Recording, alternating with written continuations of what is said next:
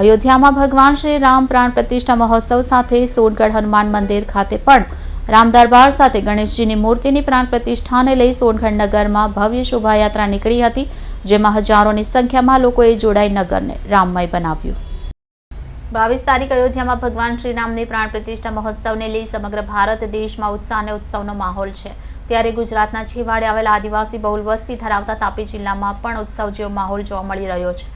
અયોધ્યાની સાથે સોનગઢના જય વિજય હનુમાન મંદિર ખાતે પણ રામ દરબાર સાથે ગણપતિજીની મૂર્તિની પ્રાણ પ્રતિષ્ઠા થવાની છે, જેમાં મૂર્તિઓ સાથેની ઝાંખી લઈ આજ રોજ સોનગઢ દેવજીપુરા સીતારામ મંદિરથી દશેરા કોલોની જય વિજય હનુમાન મંદિર સુધી ભવ્ય કેસરિયા શોભાયાત્રા નીકળી હતી।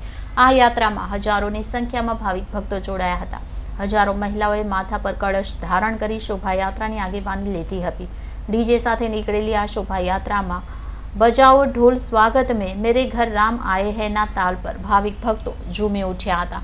શોભાયાત્રામાં રામ લક્ષ્મણ જાનકીના રેસમાં આવેલા બાળકો અને શ્રી છત્રપતિ શિવાજી મહારાજનો વેશ ધારણ કરેલ યુવકે આકર્ષણ જમાવ્યું હતું। સાથે જ અતિ સુંદર રીતે શણગારેલા રામ દરબારની ઝાંખીનો આદિવાસી સમાજ સહિત દરેક સમાજના લોકો દ્વારા ફળિયામાં સ્વાગત કરવામાં આવ્યું હતું। બ્રાહ્મણ ફળિયું, દેવજીપુરા, માણિયા ફળિયા, એકતાનગર સહિત સમગ્ર નગરમાં બહેનોએ રંગોળીઓથી રસ્તાઓ સજાવી ભગવાન શ્રીરામનું પુષ્પ વર્ષા કરી ભવ્ય સ્વાગત કર્યું હતું। માં શબરીના વંશ જેવા યશોદા દીદી શબરીધામથી બોર લઈ અયોધ્યા જવા પહેલા અહીં ભગવાન શ્રીરામને બોર અર્પણ કરવા માટે આવ્યા હતા અને યાત્રામાં લોકોને સંબોધન કરતા જણાવ્યું હતું કે હાલ સમગ્ર ભારત દેશ અને તાપી જિલ્લો ભગવાન શ્રી રામના રંગે રંગાયો છે અને આપણે સર્વે ગૌરવ લેવો જોઈએ કે ભગવાન શ્રી રામ પ્રાણ પ્રતિષ્ઠા મહોત્સવમાં આપણે 6 વાગે થઈ રહ્યા છે, ત્યારે આ પ્રસંગે 22 જાન્યુઆરીના રોજ દરેક ઘરે, દરેક ફળિયામાં દિવાળી જેવું વાતાવરણ સર્જાય તે માટે આપણે પ્રયત્ન કરવો જોઈએ। ભાજપ સંગઠન પ્રમુખ મયંકભાઈ જોશીના પરિવાર દ્વારા મહાઆરતી કરવામાં આવી હતી। એમની સાથે હેતલભાઈ મહેતા, વિશ્વ હિન્દુ પરિષદના નિલેશભાઈ ચંદાત્રે સાથે સંતો, મહંતો, સમાજના અગ્રણીઓ, યુવાઓ, ગણેશ મંડળો, માતાઓ, બહેનો મોટી સંખ્યામાં શોભાયાત્રામાં જોડાયા હતા અને જય શ્રી રામના નારા સાથે સમગ્ર નગરના વાતાવરણને ગુંજી દીધું હતું। ઉત્તર ભારતીય સમાજના યુવાનોએ ભવ્ય આતિશબાજી કરી નગરમાં દિવાળી જેવું વાતાવરણ ઊભું કર્યું હતું। કાર્યક્રમમાં અનેક સ્થળોએ સેવાભાવી લોકો દ્વારા પુષ્પ વર્ષા કરી અલ્પાહારની વ્યવસ્થા દ્વારા ભાવિક ભક્તોના ઉત્સાહમાં વધારો કરવામાં આવ્યો હતો। સોનગઢ પોલીસે પણ યાત્રાને સફળતાપૂર્વક પૂર્ણ કરવામાં મોટો સહયોગ આપ્યો હતો।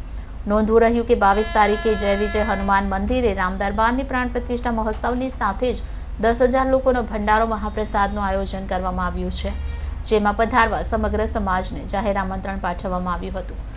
Reporter Bindeshwari Shah, city golden news, Tapi.